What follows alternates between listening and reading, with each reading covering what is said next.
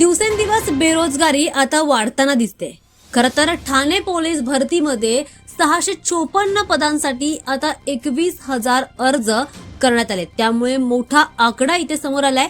Thane police दलामध्ये constable पदांसाठी जाहीर झालेल्या 654 जागांसाठी तब्बल 21,000पेक्षा अधिक अर्ज प्राप्त झालेत। या आकड्यामुळे आता राज्यातील वाढती बेरोजगारी आणि तरुणांची अस्वस्थता आता पुन्हा एकदा समोर आली आहे। महत्त्वाचं म्हणजे या भरती प्रक्रियेमध्ये उच्च शिक्षित तरुणांनी सुद्धा मोठ्या प्रमाणावर अर्ज केलेत। त्यामुळे ही गंभीर बातमी समोर झालेली आहे।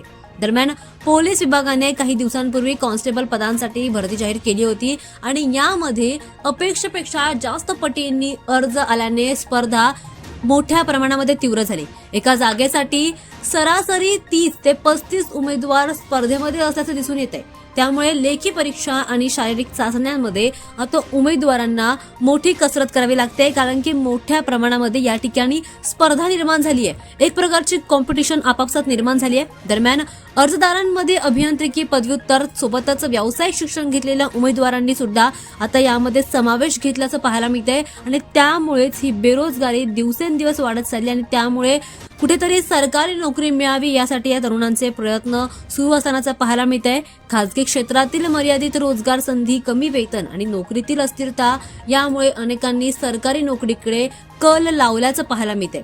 भरती प्रक्रियेमध्ये पारदर्शकता आणि कार्यक्षमतेवर शासनाचं लक्ष असून उमेदवारांनी अधिकृत संकेतस्थळावर सूचनांचं पालन करावं असं आवाहन पोलीस प्रशासनाने दिलंय। दरम्यान या भरतीमुळे आता तरुणांच्या अपेक्षा वाढत चालल्यात। रोजगार निर्मितीबाबत ठोस उपाययोजनांची गरज असल्याचं या ठिकाणी पाहायला मिळतंय। दिवसेंदिवस वाढणारी बेरोजगारी आणि त्यामुळे आता तरुण कुठेतरी सरकारी नोकरीकडे पाहत असल्याचं पाहायला मिळतं।